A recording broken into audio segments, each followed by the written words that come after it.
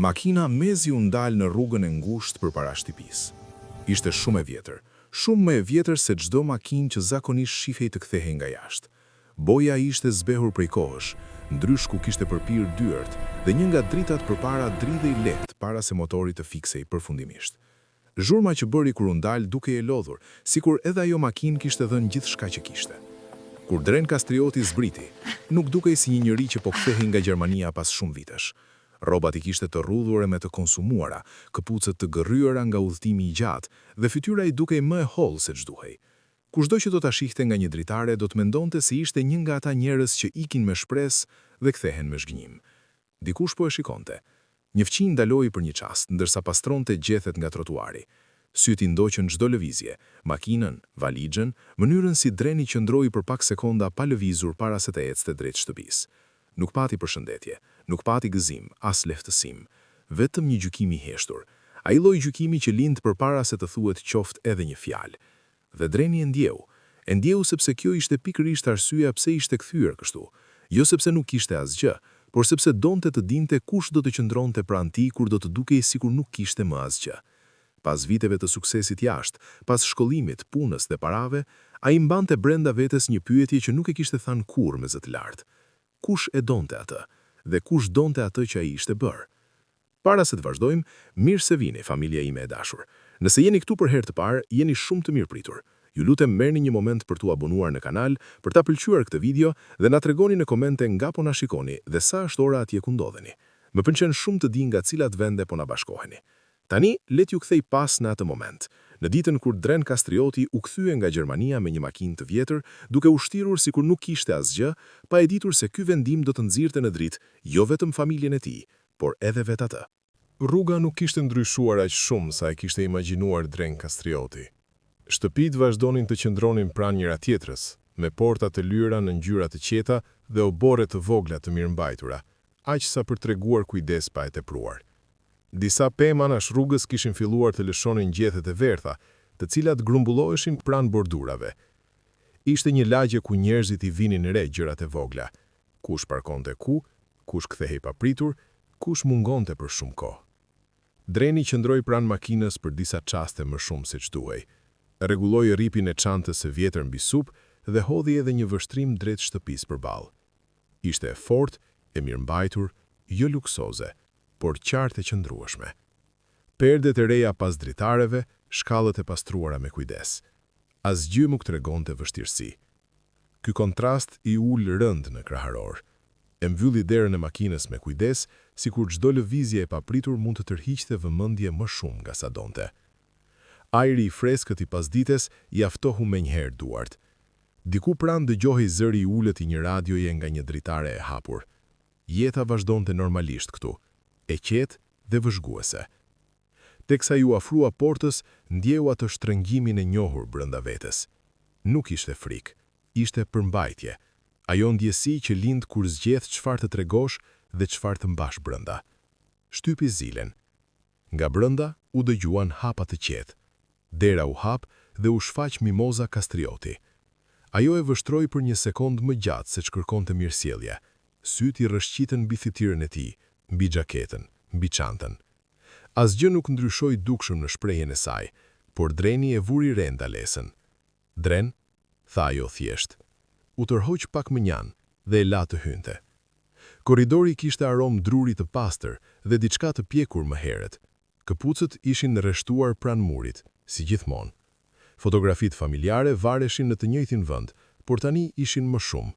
Festa ditëlindjesh ku ai nuk kishte qenë, diploma që i kishte parë vetëm nëpërmjet mesazheve.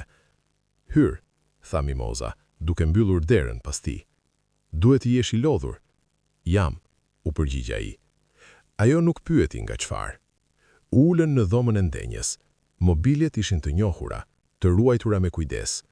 Një mbulesë e thurur ishte palosur mbi krahun e divanit. Televizori ishte i fikur. Dhoma dukej sikur ishte menduar për qetësi, jo për zhurmë. Mimoza u zhduk për pak minuta dhe u kthye me një filxhan kafeje turke, të fortë, ashtu siç e pëlqente gjithmonë. Erdhe më herët se sa e prisja, tha ajo duke ulur përballë tij. Nuk telefonova.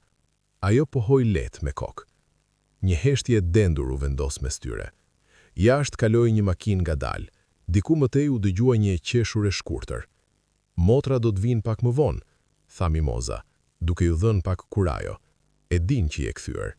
Dreni ngriti syt. U a the? Më duke je drejt. Ai nuk e kundërshtoi. Dera u hap përsëri, këtë radhë me pak më përmbajtje. Zëra u dëgjuan para hapave.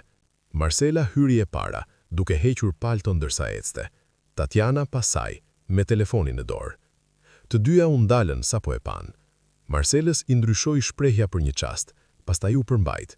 Tatiana buzëqeshi lehtë. "Qen ke këtu?" tha Marcela. "Po", tha ai. E përqafuan shkurt, pa tepri. U ulën dhe biseda nisi rreth gjërave të zakonshme. Moti, rruga, fqinjet. Askush nuk e përmendi Gjermaninë.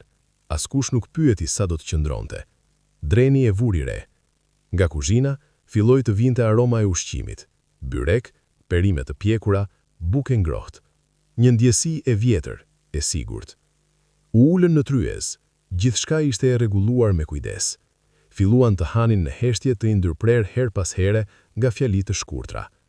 Në një moment, Marcela uli pirunin. "Si e?" pyeti ajo. "I humba punët", tha ai. "Nuk shkoj siç e prisja." Heshtja u thellua. "Nuk kisha më arsye të qëndroja atje. U kthyeva." Askush nuk e kundërshtoi. Askush nuk ofroi zgjidhje. Pas dreke, u kthye në dhomën e ndenjës. Drita e pasdites po zbehej. Koha dukej sikur ishte matur diçka të padukshme. Në fund Mimoza u ngrit. "Dhoma jote është gati", tha ajo. Ai e ndoqi. Dhoma ishte e thjeshtë, e pastër, çarçafe të freskët, një llampë e mogël, dritarja që shihte nga kopshti. "Është mirë", tha ai. Kur mbeti vetëm, u ul në buzë të krevatit dhe vështroi tavanin.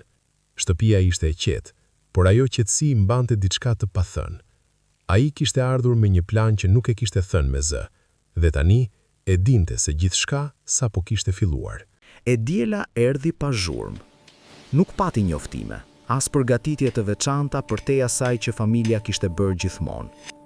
Në shtëpinë e kastriotme, të djelat ndiqnin një rend të krijuar nga zakoni, jo nga entuziazmi. Mimoza u zgjua herët, hapi dritaret për të futur ajrin e freskët dhe lëvizi qetë në përguzhin, duke nxjerrë përbërësit që i kishte përzgjedhur që një natë më parë.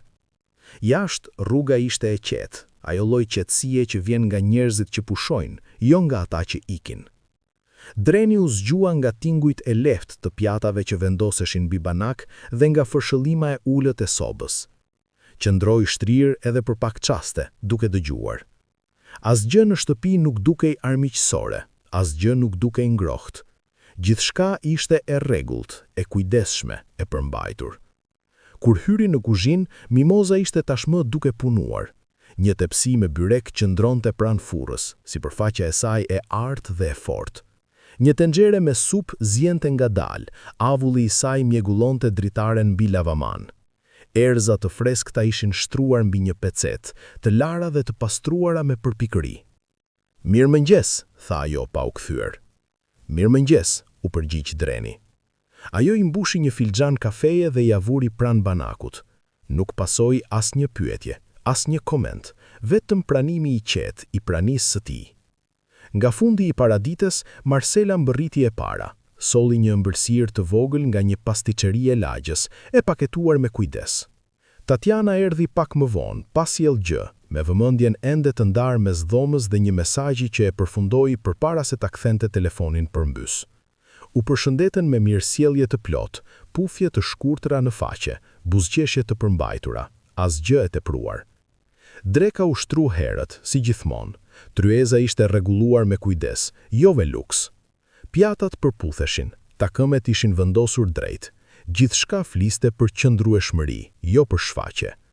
Ushqimi ishte i njohur dhe i ngrohtë, mishi gatuar ngadalë me perime, sallate thjesht, buke ngrohur sa për t'u zbutur korja. U ulën së bashku dhe për minutat e para nuk u tha gjë përtej të domosdoshmes.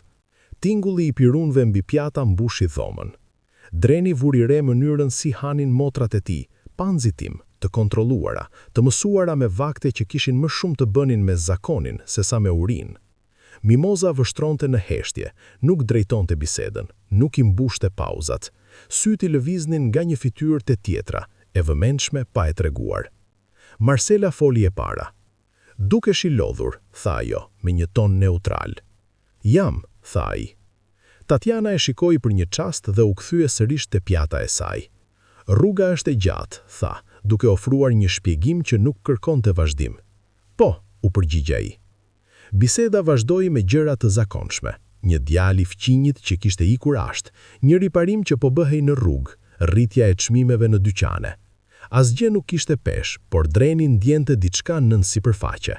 Çdo pyetje, çdo fjali, duke i zgjedhur me kujdes që të mos hapte thellësi. Askush nuk pyeti si kishte qenë Gjermania.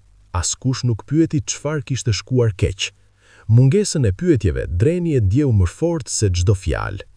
Në një moment, Marcela përmendi një koleg që ishte ngritur në detyrë. Historia ishte e shkurtër, e saktë, e mbushur me detaje për kualifikime dhe kohë.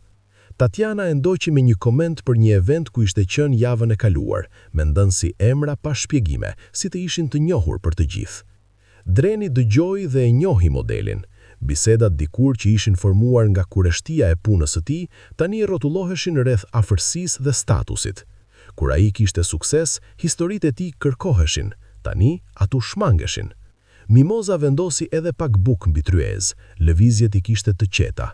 E pa drenin një herë, pastaj u kthye te pjata e saj. Nga mesi I drekës, një pauzë u vendos mes tyre. "Atëherë", tha Marcela, duke pastruar pak thyrtin, "çfarë mendon të bësh tani?"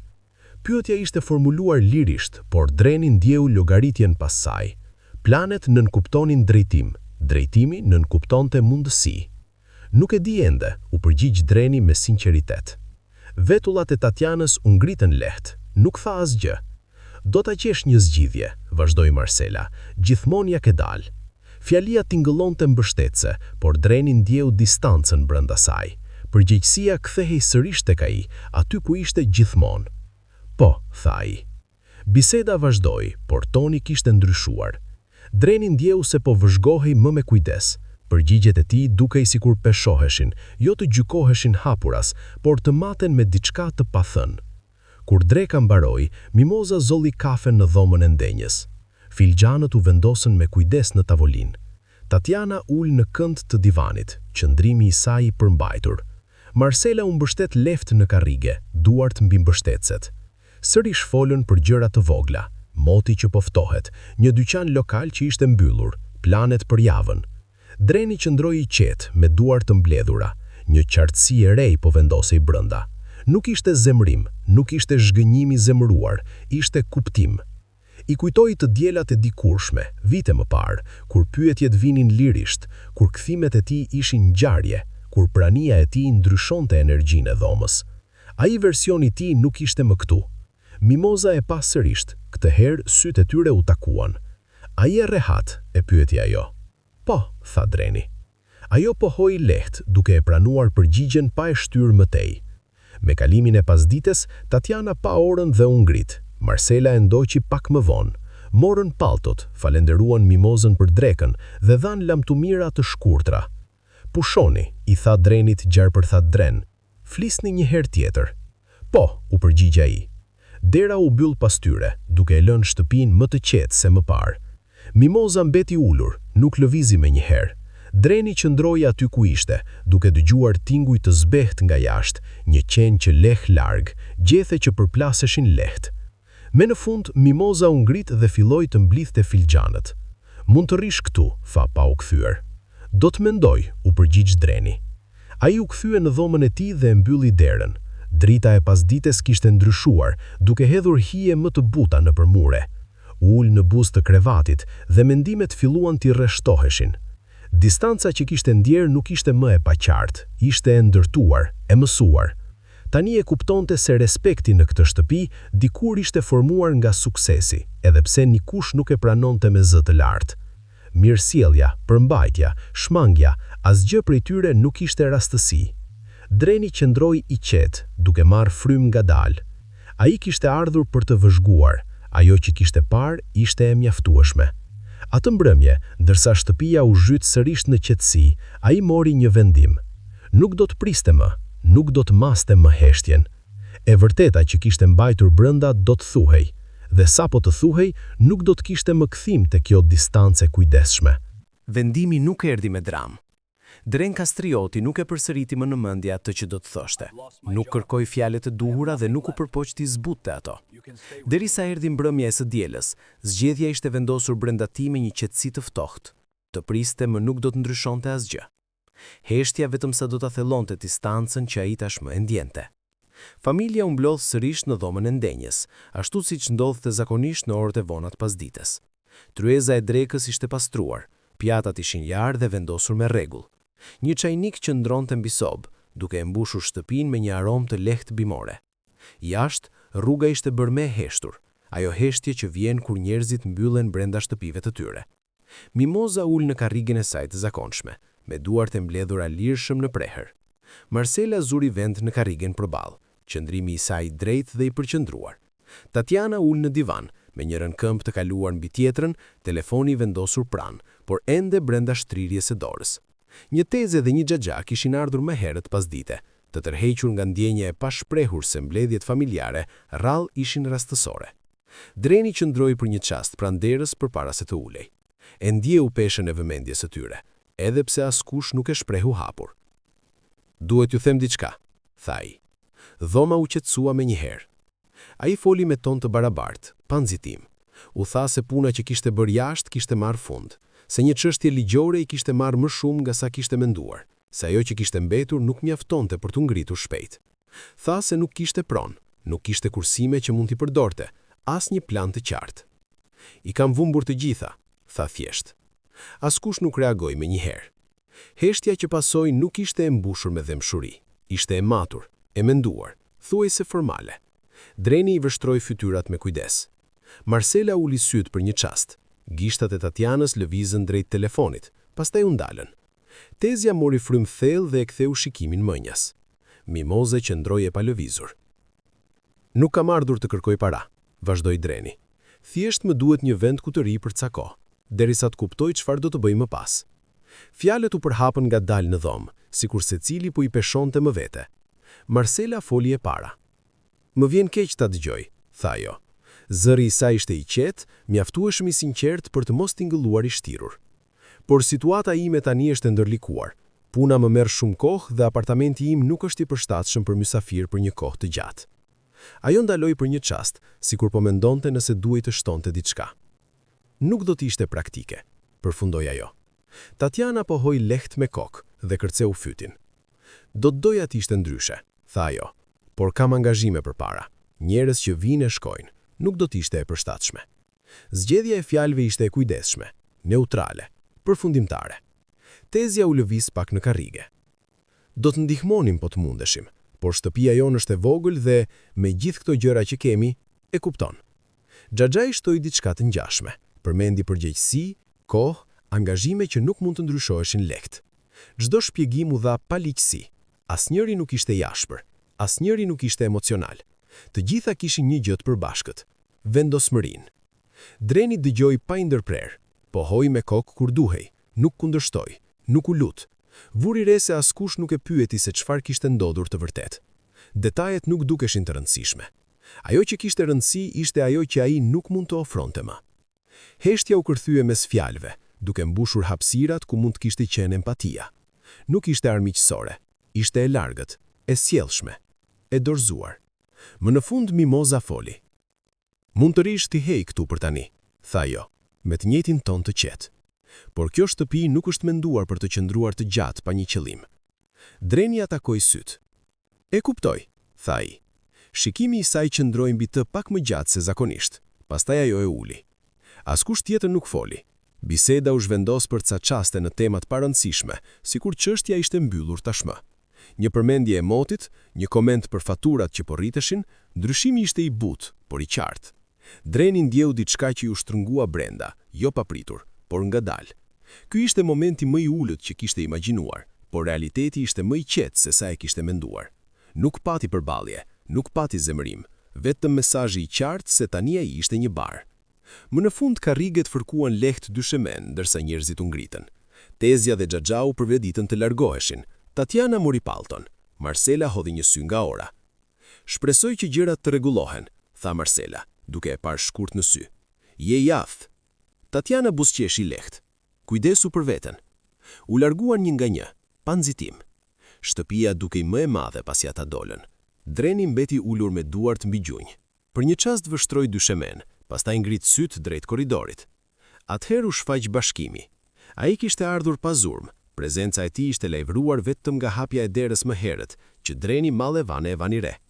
Xhaketa e tij ishte e vjetër, duart e ende mbanin shenja dheu nga puna. U mbështet në derë duke i qartë çfarë kishte ndodhur. E shpa Drenin pa logatim. So, tha Bashkimi, duke hyrë në dhomë që Aeni vërtet I ke humbur të gjitha. Po, u përgjigj Dreni. Ai pohoi një herë, ngadalë. Hodhi një vështrim rreth dhomës, pastaj sërish te Dreni. Në fytyrën e tij nuk kishte hezitim, as peshim alternativash, as shqetësim për bezdisje. Mund të vish të rishte unë për ca kohë, tha Bashkimi. Nuk është shumë, por ka vend. Mimoza u ktheu nga të. Bashkim, tha ajo. Ai ngriti dorën butshëm. Është në rregull, tha ai. Është vllai im. Dreni ngriti hokën dhe e pa, I pabesuar pa vetëse. Mund të ndihmosh me punë, vazhdoi Bashkimi. Gjithmonë ka diçka për të bërë. Nuk do të jetë lehtë, por nuk do të jesh vetëm. Fjalët u ndihen ndryshe nga të tjerat. Nuk ishin të lëmuara, nuk ishin të menduara me kujdes, nuk ishin kushte të fshehta përtej asaj që u tha hapur. Për herë të parë në atë mbrëmje, shtrëngimi në krahasor të Drenit u zbut pak. Ai nuk përgjigjet më njëherë, vetëm pohoi me kokë. Falenderit, tha ai. Bashkimi ngriti supet lehtë. Për këtë shërben familja. Mimoza I vështroi të dy me një shprehje të pakuptueshme. Dhoma u mbush me një qetësi të re, të ndryshuar nga diçka e papritur. Dreni u ngrit dhe mori xhaketën, ndjer një lëvizje të brendshme që ende nuk e kuptonte plotësisht. Ndërsa ndoqi Bashkimin drejt derës, mbanti me vete një ndjesi lehtësie të brisht. Ende nuk e dinte se ky moment që dukej si streh do të shndrohej në diçka tjetër. Por për tani shpresa kishte marrë një formë që ai nuk e kishte parashikuar. Dhe ai shkoi drejt saj pa hezitim.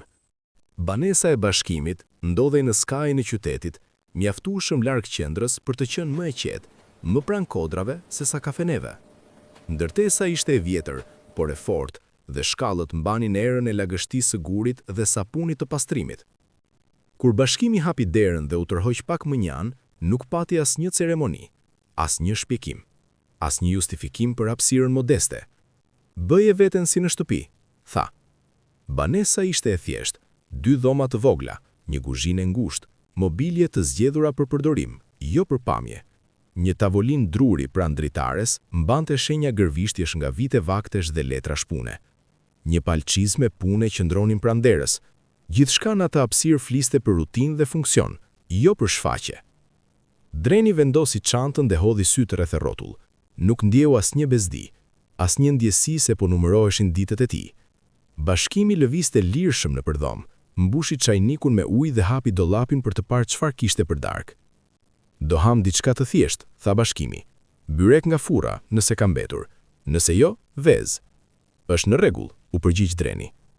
Hëngrën më vonë atë mbrëmje, pa nxitim. Byreku ishte I ngrohtë dhe pak I yndyrshëm, I mbështjellur me letër që zbutet në duar. U ulën në tavolinë pa pjata, duke këputur copa dhe duke pirë ujë nga gota që nuk përputheshin. Bashkimi foli për punën. Disa punë të planifikuara për javën, një obor që duhej pastruar, një gardh që ishte rrëzuar pas shiut të fundit. Dreni dëgjonte. Nuk u bën pyetje për Gjermaninë, askush nuk tregoi kureshti për atë që ai kishte humbur. Biseda qëndroi e tokëzuar, e përqendruar te ajo që duhet bërë të nesërmen. Mëngjesi I parë erdhi herët. Bashkimi ishte zgjuar tashmë kur Dreni hyri në kuzhinë. Kafja po zjente në një xhezve të vogël mbi sobë. Radioja luante lehtë, e akorduar në një stacion lokal që fliste për trafikun dhe motin. Nisemi për 10 minuta, tha Bashkimi. Vish diçka që s'tvjen kesh ta ndodhësh. Dreni pohoi me kokë.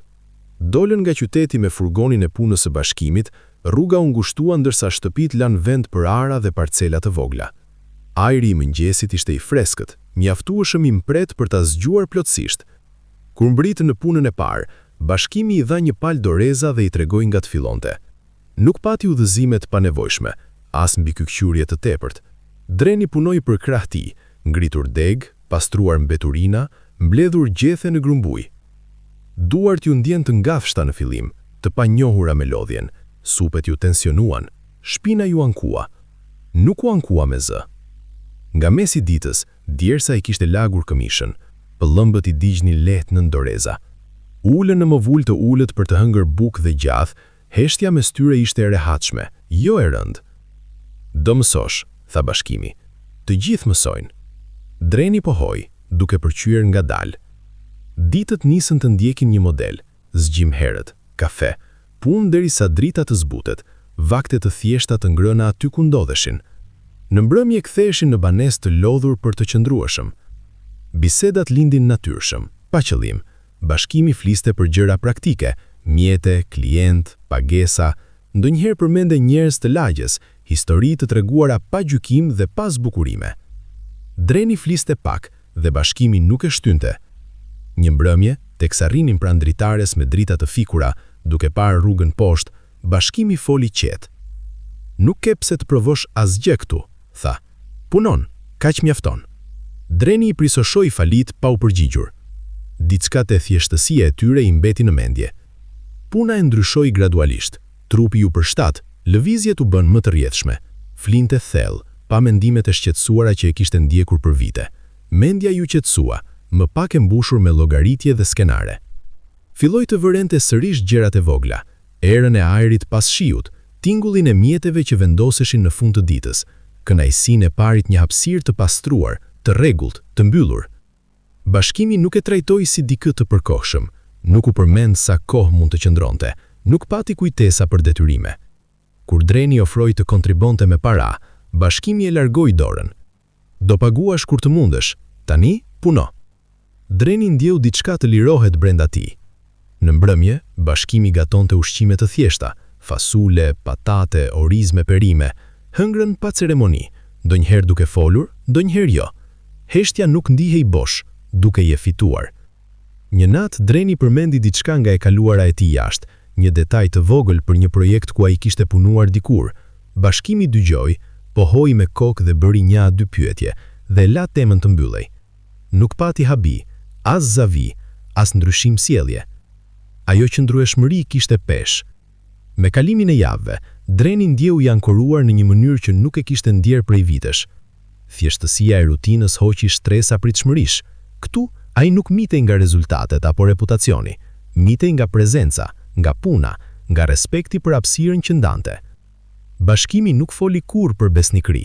Ai e tregoi me gjeste të vogla dhe vazhdueshme, duke lënë ushqim shtesë në frigorifer, duke rregulluar oraret për ta përfshirë, duke pyetur nëse ai dilte më pa I kthyer në çështje.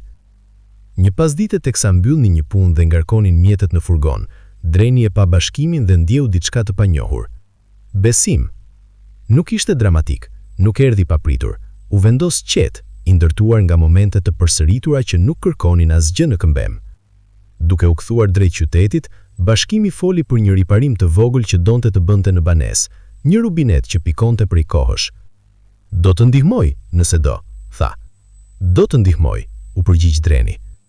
Atë natë, ndërsa Dreni shtrihej në shtratin e ngushtë të dhomës së vogël, vështroi tavanin dhe dëgjoi zurmat e njohura të ndërtesës që qetësohej. Muskujt I dhumnin në një mënyrë që dukej e merituar, mendimet lëviznin ngadalë, pa ngrytje. Për herë të parë pas kohësh, ai nuk ndihej I vëzhguar, nuk ndihej I matur, ndihej I pranuar. Dhe ndërsa gjumi e merrte, Dreni e lejoi vetvetes të besojë se mes të gjitha refuzimeve të qeta dhe distancave të llogaritura, kishte gjetur një vend ku besnikëria ekzistonte pa kushte. Një besim që shumë shpejt do të vijej në provë. Por për tani, ai ndihet I vërtet.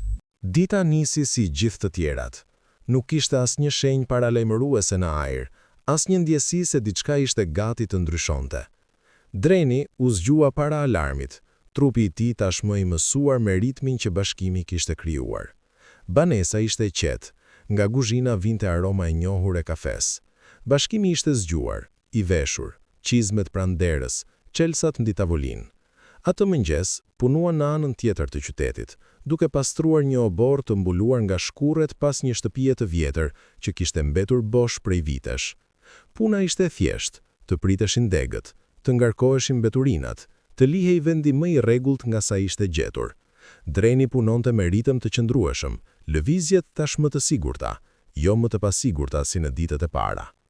Rreth mesditës, bashkimi I kërkoi të merrte një lopatë nga pjesa e pasme e furgonit. Dreni hapi dyert e pasme dhe u ngjit gjysmë trupi brenda. Mjetet ishin vendosur në vendet e tyre, litarët të mbështjell, thasët me dhe të shtyr më njanë.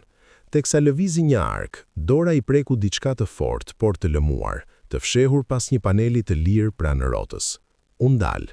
Nuk ishte mjet pune. Dreni u përkul dhe e tërhoqi panelin me kujdes. Pas tij ishte fshehur një blok I holl, me kapak lëkure, I konsumuar në skaje. I vjetër, por jo I harruar. Ishte vendosur aty me qëllim, larg syve të rastësishëm. Për një çast, dreni e mbajti në dorë pa e hapur. E dinte çfarë do të thoshte të gjeje diçka që nuk ishte menduar të gjendej. I tha vetes ta vendoste përsëri. Në fend kësaj, e hapi. Faqja e parë ishte e mbushur me emra, adresa, numra të shkruar rregullt në kolona. Në një shikim të parë dukej si një regjistër, ndoshta shënime pune apo shpenzimesh, por ndërsa sytë e tij lëviznin më poshtë, diçka në modele shqetësoi. Adresat ishin të njohura, tepër të njohura. Hapi një faqe tjetër, më shumë emra, më shumë adresa. Çdo rresht shoqërohej me një shifër, jo numra të rrumbullakosur, jo vlerësime, shumë të sakta. Dreni ndjeu një shtrëngim në kraharor. Vazhdoi të kthente faqet. Tani kishte shënime anash, përshkrime të shkurtra, mosha, gjendje familjare, përmendje të ardhurave fikse, probleme shëndetësore, gjithçka e shkruar me efikasitet, jo me ligësi, por me distancë. E njohu lagjen, ishte ajo ku jetonin prindrit e tij. Kuptimi nuk erdhi me njëherë si një goditje vetme, por si një varg përforcimesh. Çdo faqe vërtetonte atë që faqja e mëparshme kishte sugjeruar. Këto nuk ishin shënime pune, ishin oferta, shifra të llogaritura me kujdes, shumë më poshtë vlerës reale të pronave. Plane të ndërtuara për të ushtruar presion mbi njerëz që nuk kishin shumë mundësi të kundërshtonin. Dreni ktheu një faqe tjetër. Tani kishte skica, konture të përafërta të pronave, matje, shigjeta që tregonin prishje, zvendësim, ndërtim të ri. Në anë përmendeshin partner, investitor, marrëveshje të hishtura që nuk kërkonin emra. Frymëmarrja ju shkurtua. Vazhdoi të lexonte. Afër mesit të bllokut e pa adresën, shtëpinë e prindërve të tij. E shkruar qartë, pa hezitim. Poshtë saj një shifër që I bëri duart të drivishnin, gothaj gjysma e vlerës reale. Më pak se që vlente ajo shtëpi, më pak se vitet që prindrit e tij kishin shkaluar duke ndërtuar jetën brenda saj. Dreni e mbylli bllokun ngadalë. Zhurmat e rrugës u kthyen papritur. Motori I largët I një makine, një tingull metali diku afër. U ndjej I zbuluar, sikur e vërteta ju ishte shkruar në fytyrë. E vendosi bllokun saktësisht aty ku e kishte gjetur. Shtyu panelin përsëri në vend. Mbylli dyert e furgonit. Kur bashkimi u kthye, duke fshirë duart me një lek, dreni u largua një hap. E gjete? E pyeti bashkimi. Po, tha dreni. E përfunduan punën në heshtje. Gjatë rrugës për t'u kthyer, bashkimi foli për orare, për një klient që mund të shesë së shpejti, për punët planifikuara për javën tjetër. Dreni dëgjonte, por fjalët kalonin përmes tij pa u ndalur. Gjithçka që kishte besuar gjatë javëve të fundit nisi të çahej. Ushqimi, strehimi, puna e ofruar pa kushte, nuk ishin mirësi, ishin pozicionim. Atë mëndrimje, dreni mall e ngriti darkën, e lëviste ushqimin në pjatë, pohoi me kokë kur bashkimi fliste, përgjigjej kur duhej. Trupi I tij ishte aty, mendja jo. Kur ushtri më vonë, gjumi nuk erdhi lehtë. I ktheheshin vazhdimisht pamjet, faqet e bllokut, adresat, qetësia e ftohtë e shënimeve. Mendoi për nënën që shtronte tryezën, për duart e babit që rregullonin gjëra të vogla në shtëpi, për një vend që nati ishte reduktuar në një rresht në një libër. Brenda tij u ngrit diçka që nuk e kishte ndjerë më parë. Jo zemër, përgjegjësi. Deri në mëngjes, pesha u kthelsua në diçka më të qartë. Kjo nuk ishte më një provë ndjenjash, ishte çështje pasojash. Dreni punoi ditën tjetër si zakonisht, ndiqte rutinën, ngrinte, mbante, pastronte, fliste kur I flisnin. Nuk e përballi bashkimin, ende jo. Duhej të ishte I sigurt.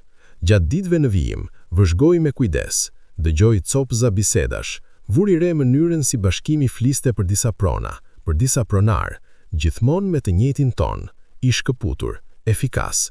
Modeli që ndronte, nuk kishte mirë kuptim. Ajo që dhemte më shumë, nuk ishte vetë skema, ishte llogaritja pas mikpritjes që ishte bërë. Prania e tij nuk ishte neutrale, ishte e dobishme. Në mëndrimjen të katërt, dreni ishte vetum në banesë ndërsa bashkimi ishte në dush. Ai shikoi rreth e rrotull hapësirën që dikur i dukej sigurt, tavolina, çizmet, korridori i ngushtë. Asgjë nuk kishte ndryshuar, gjithçka kishte ndryshuar. Dreni u ngrit dhe shkoi te dritarja. Dritat e rrugës sapo ishin ndezur. Një fqinj kalonte duke mbajtur çanta ushqimesh. Jeta vazhdonte pa e ditur çfarë po ndodhte pas dyerve të mbyllura. Vendimin e mori atëherë. Kjo nuk mund të mbetej e fshehur, jo këqet, jo privatisht. Ai nuk do të negocionte në heshtje, nuk do ta nxirrte të vërtetën pjesërisht. Prova që kishte krijuar vetë kishte shkuar shumë larg, kishte zbuluar diçka që nuk mund të trajtohej me heshtje. Familja duhej ta dëgjonte të gjitha, të gjithë. Mori telefonin, e thiri të parën nënën. Dua të jemi të gjithë bashk, sa më shpejt. Ajo nuk pyeti pse. Pastaj telefonoi motrat, foli qetë, shkurt, dha një orar dhe një vend, neutral, mjaftueshëm publik për të mbajtur situatën nën kontroll. Kur mbylli telefonin e fundit, u shtri përsëri. Prova ishte mbaruar, ajo që vinte më pas nuk do të ishte më vëzhgim, do të ishte përballje, dhe këtë herë nuk do të kishte më shtirje. Vendi i takimit ishte zgjedhur me kujdes. Ishte një restorant i vogël buzrruge, pak jashtë qytetit, nga ata që përdoren për mbledhje familjare të qeta dhe jo për festa. Parkimi ishte gjysmë i mbushur kur dreni mbërriti. Brenda, ajri mbante erën e mishit të pjekur, kafes dhe druve që digjeshin ngadalë. Tavolinat ishin vendosur mjaftueshëm larg njëra tjetrës për të ofruar privatësi pa e izoluar askënd. Asgjë në atë vend nuk nxiste dram. Dreni kishte ardhur herët. U ul në një tavolinë në cep, me shpinën nga muri, në mënyrë që të shihte qartë hyrjen. Një gotë ujë qëndronte përpara tij, e paprekur. Duart i mbante mbi tavolinë, të qeta në pamje, edhe pse brenda ndinte një tension të mbledhur fort. Nuk kishte ushtruar asnjë fjali. Çdo gjë që kishte për të thënë ndihej mjaft e rënd edhe pa u thënë. Një nga një filluan të vinin. Marcela hyri e para. U ndal pranë derës për një çast. Hodhi syt rreth e rrotull derisa e pa drenin. Shprehja ju rregullua menjëherë në mirësjellje. U afrua, hoqi pallton dhe ul përballë tij pa thënë asgjë. Pak minuta më vonë erdhi Tatiana. E përshëndeti drenin me një tundje të lehtë koke, buzëqeshja e saj e hollë dhe e kontrolluar. Zgjodhi karrigen pranë Marcelës dhe e vendosi çantën me kujdes pranë këmbëve. Më pas erdhën Xhaxhai dhe Tezja. Përshëndetjet ishin të sjellshme, puthje në faqe të dhëna nga zakoni, jo nga afërsia. Karriget u tërhoqën lehtë mbi dyshemen ndërsa u ulën. Askush nuk porositi ende. Bashkimi mbriti i fundit mes vëllezërve e motrave. Ai hodhi një vështrim rreth e rrotull me një hutim të lehtë, pastaj syt ju ndalën te dreni. Në fytyrën e tij nuk kishte shenjë tensioni, vetëm kurreshtje. "Çfarë po ndodh?" pyeti me zë të ulët, duke tërhequr një karrige. "Do flasim," tha dreni. Tavolina u mbush, por hapësira mes tyre dukej më e madhe se sa lejonte vendosja e karrigeve. Biseda të vogla dolën për pak çaste në sipërfaqe, komente për rrugën, për motin, për ushqimin. Nuk zgjatën. Heshtja u kthye shpejt, më e dendur se më parë. Dreni ndjeu pritjen që rritej në kraharor. Vuri re se si Marcela rrinte më drejt se zakonisht, duart e mbledhura, sikur po përgatitej për diçka. Tatiana hodhi 2 herë syt rreth sallës, pastaj e vendosi telefonin përmbys mbi tavolinë. Tezja u mbështet pak më larg, gati sikur të ishte e përgatitur të largohej në çastin e parë të parahatis. Kamerieri u afrua. Porositu bën shpejt dhe me efikasitet. Mishi pjekur, sallat, buk, kafe për më vonë. Asgjë e veçantë. Rregullësia e këtij procesi ishte në kontrast të fortë me peshën që varej mbi tavolinë. Ndërsa prisnin, dreni u përqendrua brenda vetes. Ky ishte çasti. Mendoi për bllokun, për adresën e shkruar me bojë, për muajt që prindrit e tij kishin kaluar duke ndërtuar atë shtëpi. Vendosmëria ju forcua, jo në zemrim, por në qartësi. I vendosi të dyjat hathsat sheshta mbi tavolinë. "Ju kam thirrur të gjithëve sepse," filloi dreni. Marcela ngriti menjëherë kokën. Nofulla e Tatianës u shtrëngua. Bashkimi u mbështet pak më pas në karrigje, duke kryqëzuar krahët. Para se të thuash gjë, tha Mimoza.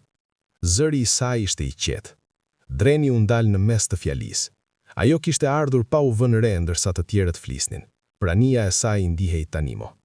Qëndronte në skajin e tavolinës, pallton ende veshur, çantën e mbajtur pranë trupit.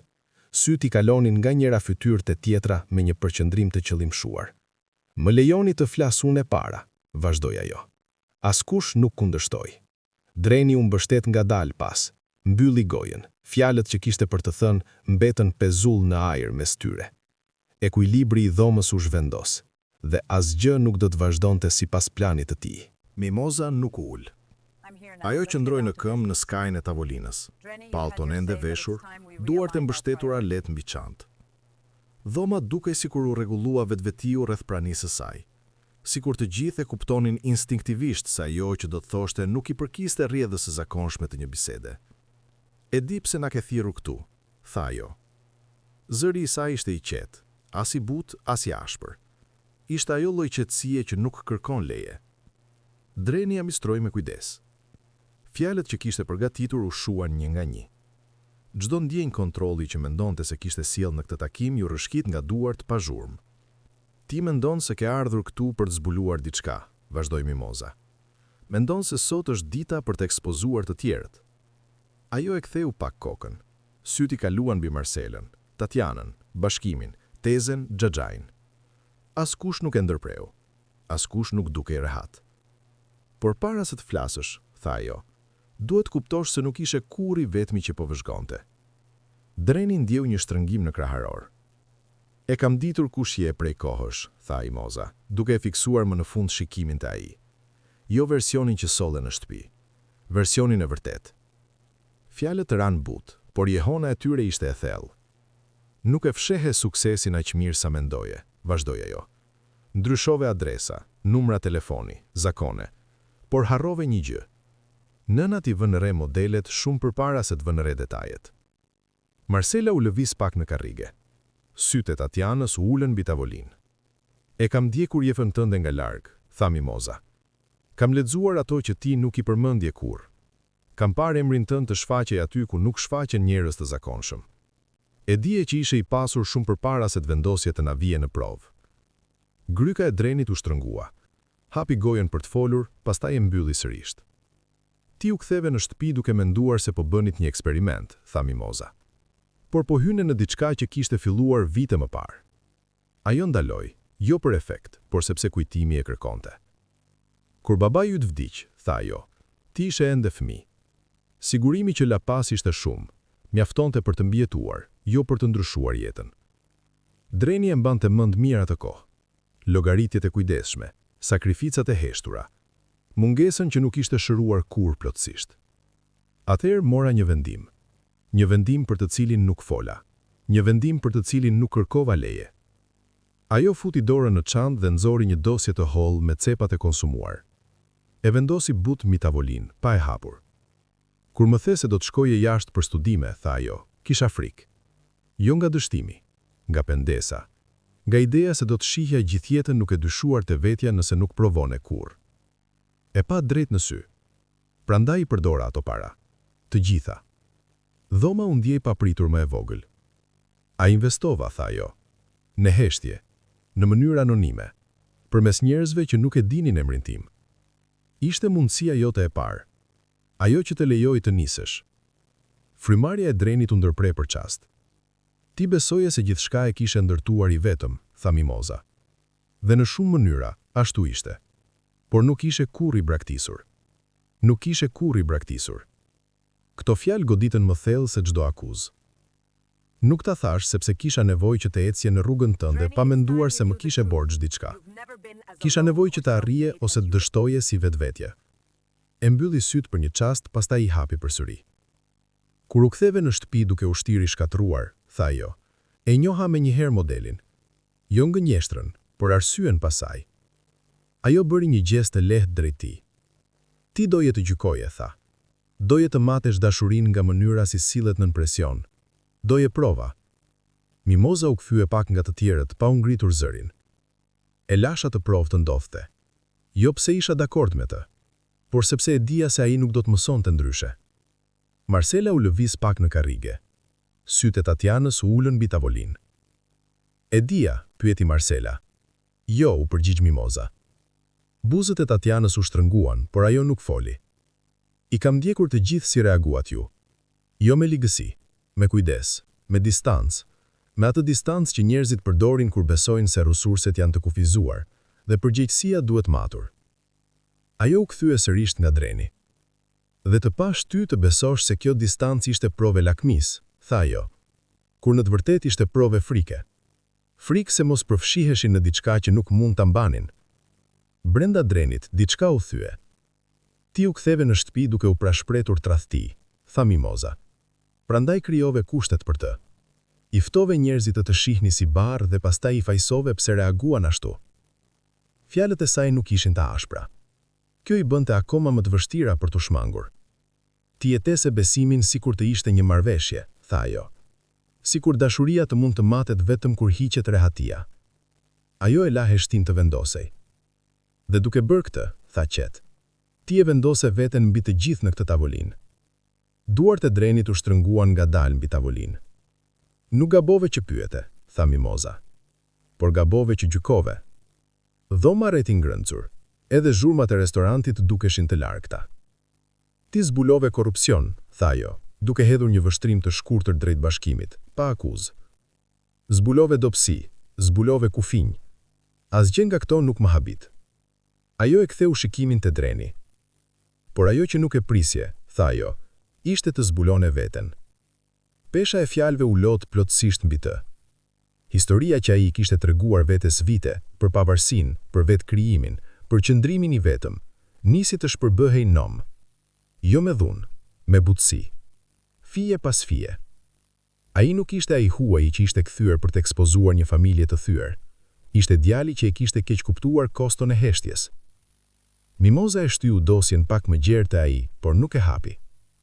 Nuk më ke borxh mirënjohje, nuk i ke borxh askujt falje. Ajo u dreqa, por i ke borxh vetes oneshtitet. U tërhoq një hap nga tavolina. Dhoma rreti e heshtur. Askush nuk nxitoi të fliste. Askush nuk u mbrojt. Askush nuk kërkoi shpjegime. Dreni nuk lëvizi. Nuk kundërshtoi. Nuk e nxori bllokun. Nuk ekspozoi askënd. Ai qëndroi aty, duke përthithur shëmbjen e një botë kuptimi që e kishte ngatruar me forcë. Për herë të parë, si nga kthimi i tij, ai e kuptoi se gjykatësi që ishte bërë nuk ishte menduar të jepte dënim, vetëm të dëgjonte. Dhe në atë heshtje, ai e pranoi të vërtetën pa rezistencë. Dreni u largua nga restoranti pa thënë lam të mirë. Nuk kishte debat për të mbyllur, as shpjegime për të dhënë. Biseda kishte arritur fundin e saj natyror në çastin kur ai kuptoi se nuk kishte më asgjë për të provuar. Ajri jashtë ishte më i freskët se më parë, i rënduar nga era e tokës së lagur dhe tymi i largët. Makinat lëviznin ngadalë në rrugë, dritat e tyre vizatonin vija të shkurtra në mbrëmje. Ai shkoi te makina dhe ul brenda pa ndezur motorin. Për disa çaste të gjata, nuk bëri asgjë. Brenda restorantit, familja mbeti pas tij, e varur në pasojat e fjalëve që ishin thënë. Dreni nuk priti të shihte se si do të vazhdonte gjithçka. Çfarëdo që të ndodhte më pas, do t'u përkiste atyre, jo atij. Ai u largua në heshtje. Nuk u kthye në banesën e bashkimit, nuk shkoi as në shtëpinë e nënës.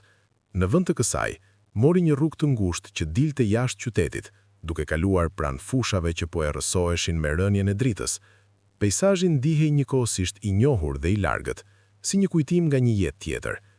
Atë natë, qëndroi në një bujtin të vogël në periferi. Dhoma ishte e thjeshtë, e pastër, e mobiluar vetëm me gjërat e domosdoshme. Një shtrat i vetëm, një tavolinë, një dritare që shihte nga një obor, ku një qen leh vetëm një herë, pastaj heshti. Hëngri vetëm në një kafene aty pranë, një vakt i thjeshtë, supë, bukë, asgjë që kërkonte vëmendje. Pronari i kafenes i bëri një përshëndetje të lehtë dhe e la të qetë. Për herë të parë pas javësh, askush nuk priste asgjë prej tij. Ditët që pasuan u shpalosën pa zhurmë. Lajmet qarkulluan brenda familjes pa përfshirjen e tij. Ai dëgjoi copëza të tërthorta. Motrat u përshtatën shpejt, u kthyen te rutinat e tyre, duke e mbajtur parehatin për vete. Jetët e tyre nuk u shembën, thjesht u ngushtuan, u shtrënguan rreth asaj që mund të menaxhonin. Situata e bashkimit nuk u zgjidh kaq lehtë. Skema e pasurive të paluajtshme nuk i mbijetoi vëmendjes pasi u zbulua. Partnerët u tërhoqën, pyetje u ngritën. Ajo që dikur dukej e kontrolluar, u bë e paqëndrueshme. Dreni nuk ndërhyri, nuk ofroi ndihmë ligjore, as para. Pasojat ndoqën rrjedhën e tyre. Mimoza nuk e telefonoi. Kjo mungesë ndihej e qëllimshme, jo e ftohtë. Ajo kishte thënë atë që duhej të thoshte. Çfarë vinte më pas, ishte zgjedhja e tij. Dreni vazhdoi përpara. Udhëtoi për pak kohë, jo larg, duke qëndruar në vende modeste, duke vëzhguar pa ngut. Gjeti punë lehtësisht kur e dëshironte, jo nga nevoja, por për strukturë. Emrin e tij e mbante për vete, pagonte me para në dorë, shmangte vendet ku njohia mund të vinte pas tij. Natën mendonte më pak. Dëshira e vjetër për të matur njerëzit, për të testuar besnikrin, për të parashikuar zhgënjimin, u zboh ngadalë. Nuk u zhduk me njëherë, thjesht humbi forcën. Ai kuptoi diçka të thjesht, por shqetësuese. Kontrolli kishte qenë varësia e tij. Jo parat, jo suksesi, kontrolli mbi rezultatet, mbi reagimet e njerëzve, mbi rrëfimet që besonte se mund t'i formoshte. Largimi pa para ishte akti i parë i çlirimit. Ai nuk shpëtoi askënd financiarisht, nuk bleu falje, nuk rregulloi pasojat me pasuri. Lejoi që eventet të zgjidheshin pa ndërhyrjen e tij. Ky vendim kishte më shumë peshë se çdo transaksion që kishte bërë ndonjëherë. Me kalimin e kohës, filloi të ridrejtonte burimet e tij në heshtje. Jo drejt familjes, jo drejt gjesteve publike, drejt të njohurve, jetët e të cilëve kryqëzoheshin shkurtimisht dhe sinqerisht. Biznese të vogla, programe arsimore, njerëz që nuk do ta dinin historinë e tij dhe nuk do të ndiheshin borxhli ndaj tij. Ai nuk shkonte në njoftime apo ceremoni, shmangte vëmendjen, jepte me emër të fshehur. Kënaqësia që pasoi ishte e panjohur, nuk shpërthente, nuk zbehej, vendosej qetë. Dreni kuptoi atëherë se distanca nuk ishte ndëshkim, ishte qartësi. Ai nuk kishte më nevojë të qëndronte në kundërshtim me veten e kaluar, nuk ndjente zemërim ndaj njeriut që kishte qenë, ndjente kuptim. Ai version kishte vepruar nga frika e maskuar si disiplinë. Tani, ai vepronte pa pasur nevojë të shihej. Muajt kaluan, identiteti i vjetër u lëroq edhe më shumë. Ai pushoi të mendonte për veten si dikush që po kthehej nga dikund, apo si dikush që dikur kishte pasur pushtet. U bë thjesht i pranishëm aty ku ishte. Një mbrëmje, ulur vetëm pranë skajit të një qyteti tjetër, ai vëzhgoi njerëzit që lëviznin në një shesh të vogël. Çifte kalonin, një fëmijë ndiqte një top, një burr i moshuar rrinte në një stol, duke ushqyer zogjt nga xhepi. Askush nuk e vuri re. Ajo anonimitet ndihej i merituar. Dreni u ngrit dhe u largua, duke marrë me vete asgjë tjetër veç se atë që kishte mësuar. Ai nuk ishte më njeriu që nevojitej të testonte dashurinë, nuk ishte më njeriu që matte vlerën, dhe me këtë kuptim të qetë, ai u ndoli plotësisht nga jeta që dikur besonte se e përcaktonte, duke e lënë pas, pa hidhërim, pa pendes dhe pa para. Vitet kaluan në heshtje. Jo ato vite që shënohen në tituj apo njoftime, por ato që rrjedhin në ditë të zakonshme, njëra pas tjetrës, pa pasur nevojë të shihen nga askush. Jeta e Drenit nuk u bë më e vogël pasi u largua nga familja. U bë më e thjeshtë, dhe pikërisht në atë thjeshtësi, u bë më e qartë. Ai nuk u kthye në botën që dikur kishte dominuar. Nuk kërkoi më tituj, zyra apo atë ndjesinë e ngutshme që dikur e kishte përcaktuar. Në vend të kësaj, ndërtoi një jetë që ecte me ritmin e njeriut. Jetoi në vende të ndryshme me kalimin e viteve. Qytetet vogla, skaje qytetesh, vende ku njerëzit njihnin njëri tjetrin nga zakoni, jo nga reputacioni. Merrte me qira shtëpi modeste, i mobilonte vetëm me gjërat e nevojshme dhe largohej kur ndjente se kishte ardhur koha. Mësoi të gatuante për veten, jo për të dukur, por sa për të jetuar. Supë në mbrëmje të ftohta, buke freskët në mëngjes, kafe e pirë ngadalë, pa shpërqendrim. Punonte, por jo me obsesion. Ndonjëherë këshillonte në heshtje, duke ndihmuar projekte të ecnin përpara pa i lidhur emrin e tij me to. Herë të tjera punonte me duar, duke shijuar qartësinë e punëve që mbaronin kur mbaronte dita. Gjumi i vinte lehtë tani. Ëndrat nuk kishin më ngut. Njerëzit hynin dhe dilnin nga jeta e tij natyrshëm. Disa qëndronin më gjatë, disa zhdukeshin pa shpjegim. Dreni nuk përpiqej më ta shihte çdo marrëdhënie si provë, nuk kërkonte motive të fshehta. Kur dikush tregonte mirësi, ai e prenonte pa e matur thellësinë e saj. Kur dikush e zgënjente, e linte zgënjimin të ekzistonte pa e kthyer në gjykim. Vetmia shfaqej her pas here. Ai mësoi se vetmia nuk është gjithmonë shenjë mungese. Ndonjëherë është thjesht hapësirë, vend për reflektim, për të vënë re çfarë ka vërtet rëndësi, për të kuptuar çfarë dikur kishte mbuluar me zhurmë. Për familjen, mendonte më rrallë nga sa kishte imagjinuar. Jo sepse i kishte harruar, por sepse nuk kishte më nevojë për zgjidhje prej tyre. Pyetjet që dikur kërkonin përgjigje ishin të zbutur. Tani e kuptonte se njerëzit rrallë janë plotësisht besnik apo plotësisht egoist. Shumica jetojnë diku në mes, të formuar nga frika, përgjegjësia dhe kufi që nuk i kanë zgjedhur vetë. Ai nuk u kthye kurrë në shtëpinë ku ishte arritur. Dëgjoi, përmes lidhjeve të largta, se ajo shtëpi kishte ndrruar pronar me kalimin e kohës, se lagja kishte ndryshuar, siç ndryshojnë gjithmonë lagjet. Ky lajm nuk e lëndoi më. Vendet, ashtu si njerëzit, ecin përpara. Mimoza i jetoi vitet e saj në qetësi. Ata folën vetëm disa herë pas asaj dite. Bisedat ishin të shkurtra, të ndershme, pa barrën e shpjegimeve. Ajo nuk kërkoi falje. Nuk kërkoi falje sepse nuk kishte nevojë. I kishte dhënë diçka shumë më të qëndrueshme se rehati. Perspektivë. Bashkimi zhduk plotësisht nga jeta e tij, jo për shkak zemërimi apo përmballjeje, por si pasojë natyrale. Disa marrëdhënie nuk i mbijetojnë peshës së vërtetës. Dreni e pranoi këtë, pa hidhërim. Me kalimin e kohës, Dreni u bë gjithnjëherë e më i vetëdijshëm se sa shpesh njerëzit e vënë njëri tjetrin në provë pa e kuptuar. E shihte këtë në miqësi të tensionuara nga pritshmëri të pathëna, në familje ku dashuria ofrohet me kushte dhe më pas tërhiqej në heshtje, në marrëdhënie ku besnikëria matej me sakrifica, jo me prani. Ai e njihte veten e tij të kurshme në këto modele, nevojën për të provuar dashurinë, dëshirën për të hequr rehatin për të parë çfarë mbetej, besimin se e vërteta zbulohet vetëm nën presion. Tani e kuptonte se këto instinkte shpesh vijnë nga vetmia, jo nga mendshuria. Nga frika se nëse dashuria nuk testohet, ndoshta nuk është e vërtet. Nga bindja se cënueshmëria duhet fituar përmes vuajtjes. Dreni e kuptoi se sa rrezikshme mund të ishte kjo mënyrë të menduari. Kur i vën njerëzit në provë, ti ndryshon mjedisin, fut dyshim, i fton llogaritje, krijon një version të realitetit që nuk ekzistonte më parë. Dhe më pas, kur njerëzit reagojnë në atë realitet të ndryshuar, i gjykon për reagimin e tyre. Ai kuptoi se akti i testimit shpesh tregon më shumë për atë që teston, sesa për atë që testohet. Për kontrollin, për frikën, për pa aftësinë për të besuar pa garanci. Me kalimin e viteve, Dreni zgjodhi një rrugë tjetër. Ai ndaloi se kërkonte që njerëzit të provonin veten. Filloi të vëzhgonte si shfaqeshin ata kur askush nuk mbante shënime.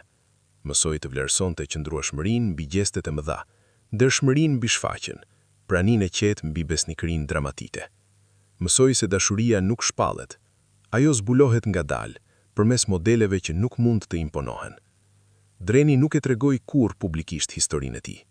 Nuk e ktheu në mësim të dhënë apo paralajmërim për tu përsëritur. Kuptimi i saj jetonte brenda tij, duke formuar mënyrën si ecte në përbot, jo mënyrën si fliste për të. Por nëse kjo histori ka ndonjë kuptim për te jetës së tij, është ky. Kini kujdes çfarë kërkoni në njerëz. Nëse kërkoni lakmi, do ta gjeni. Nëse kërkoni tradhti, do ta krijoni. Nëse kërkoni arsye për të mos besuar, do t'i gjeni gjithmonë. Por nëse kërkoni njerëzill, të mangët, të kujdesshëm, të papërsosur, mund të gjeni diçka më të ndershme se çdo provë besnikërie. Pyeteni veten sa herë keni vënë dikë në provë pa e thënë. Sa herë keni mbajtur besimin pezull për të parë çfarë do të ndodhte. Sa herë keni krijuar heshtje, distancë apo mungesë vetëm për të matur reagimin e tjetrit. Dhe më pas, pyeteni veten çfarë zbuloi vërtet ajo provë. Është karakteri i tyre apo frika juaj? Dreni mësoi, paksa vonë dhe pikërisht në kohë, se dashuria nuk mund të auditohet, nuk mund të provohet përmes humbjes, nuk i mbijeton matjes së vazhdueshme. Dashuria mbijeton përmes zgjedhjes. Zgjedhje të përditshme, të papërsosura, të paregjistruara. Vite më vonë, ulur vetëm në një vend të qetë, Dreni nuk ndjente më nevojën ta zgjidhte të shkuarën. Nuk kërkonte shfaqsim, nuk kërkonte të kuptohej. Ai e kuptonte veten, dhe kjo mjaftonte. Kjo histori nuk është për pasurinë, nuk është për tradhtinë, është për rrezikun e kthimit të marrëdhënieve në eksperimente. Është për sa lehtë ngatrojmë kontrollin me qartësi, dhe është për atë që ndodh kur më në fund ndalojmë të testojmë njerëzit rreth nesh dhe fillojmë të dëgjojmë atë që na kanë treguar gjatë gjithë kohës. Fundi është i qetë, sepse kuptimi i vërtet rrallë vjen me zhurë. Ai vendoset, dhe kur vendoset,